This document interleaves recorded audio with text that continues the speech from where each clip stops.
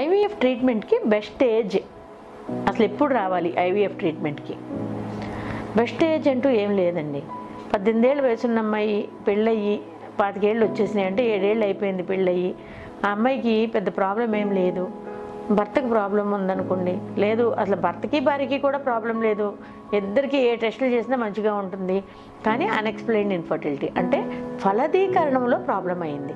ఫలదీకరణం చెందడంలో చాలా ప్రాబ్లమ్స్ ఉంటాయండి. ఎందుకంటే ఒక్కొక్కసారి ఆ ఎగ్ అనేది వీర్యకణాన్ని లోపలికి రానివ్వదు, రిజెక్ట్ చేసేస్తుంది. ఎగ్ వీర్యకణం రెండు కలిసి బిడ్డ ఏర్పడినా కానీ ఆ బిడ్డ గర్భసంచి లోపల అతుక్కోదు. అక్కడ కొన్ని రీజన్స్ ఉంటాయి. అలాగే వయసు చిన్నది, 20 ఏళ్ళ వయసు వాళ్ళకి 22 ఏళ్ళ వయసు వాళ్ళకి మనకి ఐవీఎఫ్ చేస్తే ప్రెగ్నెన్సీ రాదండి. 50 ఏళ్ళ వయసు వాళ్ళకి ప్రెగ్నెన్సీ ఊరికే వచ్చేస్తుంది. అదంతా కూడా రిసీవింగ్ కెపాసిటీ. ఒక ఏజ్ని గురించి మనం పర్టికులర్గా ఈ ట్రీట్మెంట్కి వెళ్ళాలని మనం చెప్పాల్సిన అవసరం లేదు.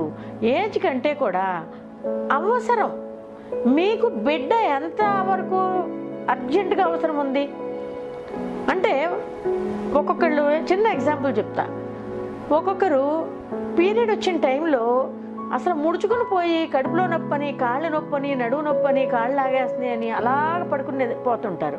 కొంతమంది అసలు అది తెలియదు, ఏ రోజు మామూలుగా ఉన్నట్లే యాక్టివ్గా పరిగెట్టేస్తుంటారు, యాక్టివ్గా పనిచేస్తూ ఉంటారు. అది మన మనసు అనమాట.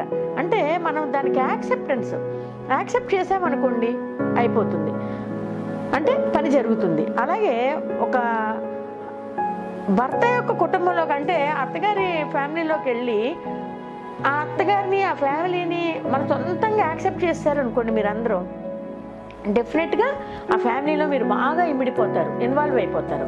అలాగే అవతల వాళ్ళు మిమ్మల్ని యాక్సెప్ట్ చేయాలి, రెండు విధాలుగా.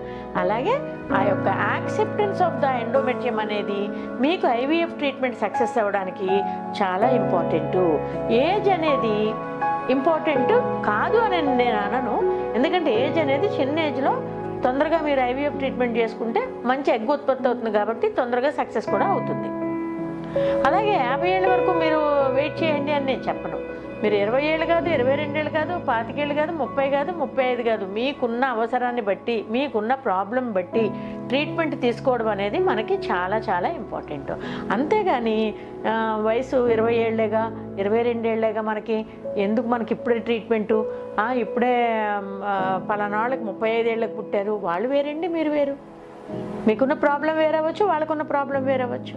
వాళ్ళకి మందులు 5 రోజులే ఇచ్చి ఉండొచ్చు మేము, లేదు ఇంకొక 30 రోజులు, మీరు చిన్నవాళ్ళైనా 30 రోజులు ఇవ్వాల్సి రావచ్చు. సో ఇవన్నీ మనం ఆలోచించడానికి లేదు. వయసు అనేది కొంతవరకు ఇంపార్టెంటు, కానీ అన్ని విషయాల్లోనూ కాదు. మీకున్న అవసరం చాలా ఇంపార్టెంటు, మీకున్న ప్రాబ్లం చాలా ఇంపార్టెంటు, మీ వయసు కూడా ఇంపార్టెంటే, కానీ వయసు ఒక్కటే క్రైటీరియా అన్నిట్లోనూ కాదు. కాబట్టి మీకున్న ప్రాబ్లం అనేది పెద్దది అనేది అనుకున్నప్పుడు వెంటనే మీరు మంచి డాక్టర్ని అప్రోచ్ అయ్యి ట్రీట్మెంట్ తీసుకోండి.